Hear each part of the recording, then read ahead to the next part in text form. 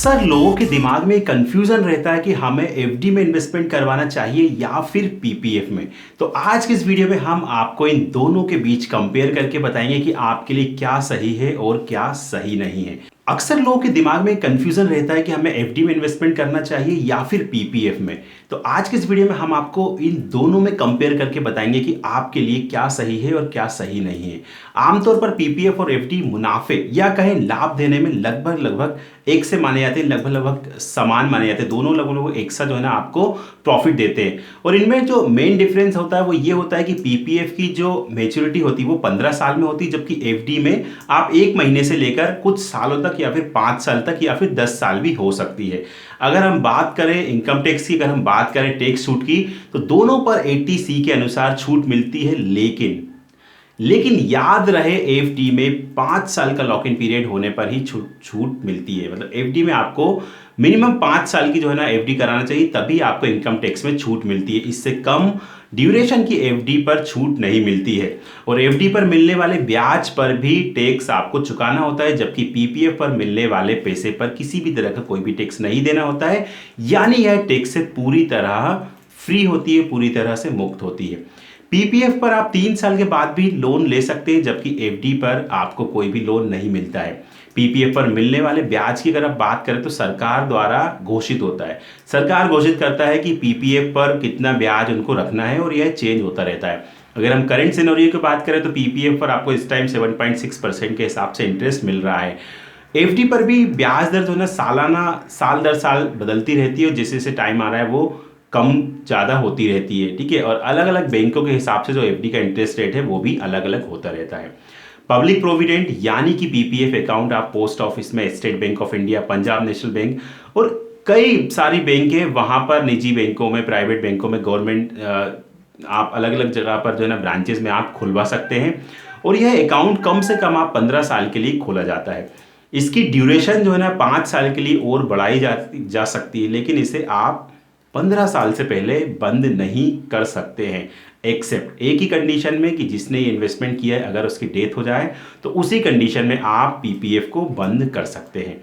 हम अगर बात करें पीपीएफ में आप हर साल मिनिमम 500 रुपये और मैक्सिमम 1.5 लाख रुपए तक जमा कर सकते हैं। अब हम बात करते हैं कि पिछले कुछ सालों में एफडी पर मिलने वाला ब्याज लगातार कम होता जा रहा है और इससे बैंकों में एफडी को लेकर कुछ जो इंटरेस्ट है, जो हर बार जो लोग करवाते थे इंटरेस्ट जो है ना लोगों में कम हो गया है, क्योंकि डे बाय डे अगर आप देखेंगे तो इंटरेस्ट रेट कम होता जा रहा है एफडी पे। बैंकों में ब्याज दरों में कमी के कारण लोगों का जो पैसा पहले 4-5 साल में 2 गुना हो जाता था, वहीं अब क्या हो रहा है 1.5 साल, मतलब पहले जब 2 गुना हो जाता था जिस ड्यूरेशन में, और अब इस ड्यूरेशन में केवल 1.5 गुना ही हो पा रहा है, 2 गुना बिल्कुल भी नहीं हो पा रहा है। और एफडी पर मिलने वाले ब्याज को आम डिपॉजिट की तरह ही आयकर दाता के टैक्स स्लैब के अनुसार ही उनको अदा करना होता है। इससे साफ है कि वर्तमान में यदि आप पैसे की किसी भी सूरत में अगर आप ब्लॉक नहीं करना चाहते हैं और अपनी शर्तों पर उसे टाइम के हिसाब से यूज़ करना चाहते हैं, तब एफडी से बेहतर आपके लिए कुछ भी नहीं है। यहाँ आप अपनी ज़रूरत के हिसाब से पैसा जब चाहे तब निकाल सकते हैं और अपने पैसे का उपयोग कहीं भी कर सकते हैं, क्योंकि एफडी में आप जब चाहे तब निकाल सकते हैं, एफडी तोड़वा सकते हैं, उसको यूज़ कर सकते हैं, जबकि पीपीएफ में ऐसा नहीं है। तो एक एडवांटेज, 2 एडवांटेज तो आपको एफडी के साथ में हो गए। अगर आपको ऐसा लगता है कि मुझे कभी भी पैसा निकालना पड़ सकता है तो आप एफडी ही करवाइए, आप पीपीएफ की साइड मत जाइए। लेकिन अगर मैं बात करूँ पीपीएफ के साथ में, तो पीपीएफ के साथ एक अच्छा ये है कि यहाँ पर एफडी से ज़्यादा ब्याज मिलता है, पैसा आपका सेफ है, लेकिन आप अपनी ज़रूरतों के हिसाब से इसको निकाल नहीं सकते हैं। ज़रूरत पर भी अगर आप चाहें तो पैसा निकालने की जो प्रोसेस है वो बहुत टफ है, क्योंकि सरकारी बैंकों और सरकारी ऑफिसों से जो पैसा वहाँ पर जमा होता है और वहाँ से निकालने में आपको थोड़ी परेशानी तो होती है।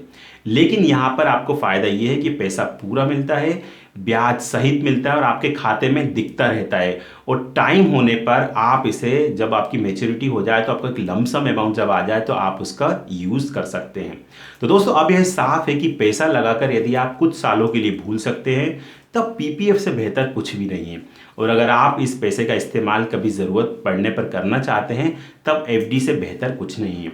दोनों गवर्नमेंट की स्कीम से हमने आपको कंपेयर करके बताया कि अगर आपको ऐसा लगता है कि बीच बीच में पैसा आपको निकालना पड़ सकता है तो आप पीपीएफ पर मत जाइए, लेकिन अगर आपको ऐसा लगता है कि हम 15 साल के लिए पैसे को भूल सकते हैं तो आप पीपीएफ पे जाइए। लॉन्ग टर्म के लिए आपका इन्वेस्टमेंट होगा और लॉन्ग टर्म में इन्वेस्टमेंट काफ़ी अच्छे होते हैं, साल दर साल या महीने महीने आप जमा करते जाइए। दोस्तों हम उम्मीद करते हैं कि आपको इस वीडियो से कहीं ना कहीं आपको हेल्प मिलेगी, कहीं ना कहीं आपको मदद मिलेगी। इसे अपने दोस्तों के साथ ज़रूर शेयर करिए और अगर अभी तक आपने V4 विनोवेटिव को सब्सक्राइब नहीं किया है तो इस चैनल को ज़रूर सब्सक्राइब कीजिए और बेल आइकन ज़रूर दबाइए। तो दोस्तों मिलते हैं अगले वीडियो में। नमस्कार।